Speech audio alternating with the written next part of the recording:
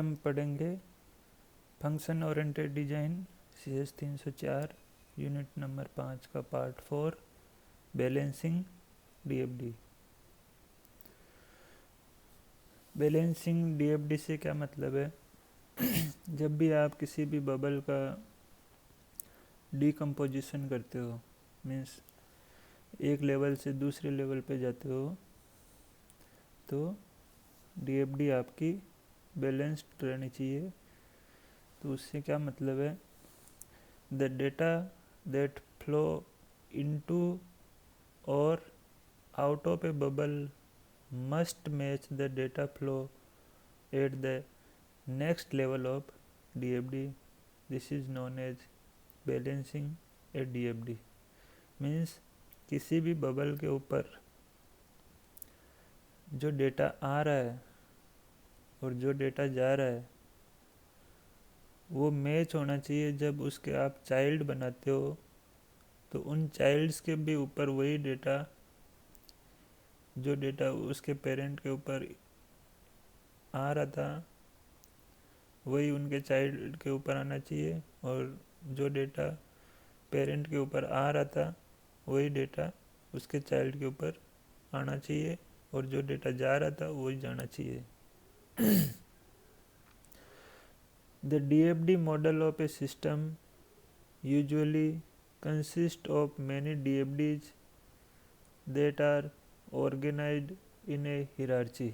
जैसा कि हम जानते हैं कि किसी भी सिस्टम का आप जब DFD मॉडल बनाते हो तो वो बहुत सारे DFD से मिलके बना होता है, और वो DFDs एक हिरार्चिकल ऑर्डर के अंदर मैनेज्ड या ऑर्गेनाइज्ड होती है। In this context, a DFD is required to be balanced with respect to the corresponding bubble of the parent DFD। तो बैलेंसिंग DFD से ये मतलब है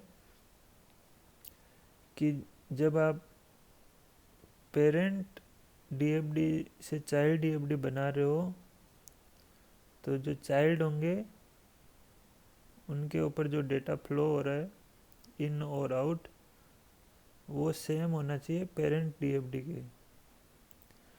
for example, in the level 1 DFD data item D1 and D3 flow out of the bubble 0.1 and the data item D2 flow into the bubble 0.1। जैसा कि ये इस figure में आप देख सकते हो, ये एक आपकी बबल है। बबल फंक्शंस को आप बबल से डिनोट करते हो। तो ये जो 0.1 वाली बबल है इसके ऊपर जो D3 और D1 ये दोनों डेटा आपके आउट हो रहे हैं, और D2 वाला आपके डेटा आइटम इन हो रहा है। तो जब आप इसका डिकम्पोजिशन करोगे इस फंक्शन का या इस बबल का, तो इसके जो चाइल्ड बनेंगे उनके ऊपर भी ये जो डेटा फ्लो इन और आउट हो रहा है वो सेम होना चाहिए।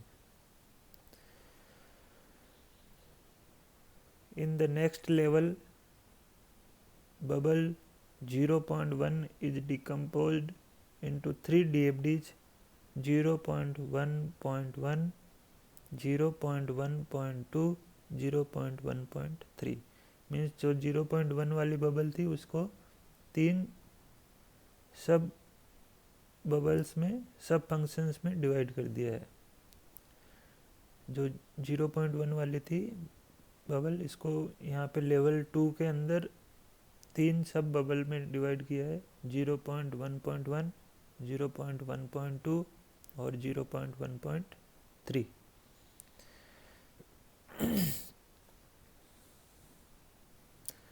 तो फिर जो decomposition is balanced as D1 and D3 flow out of the level 2 diagram and D2 flow in।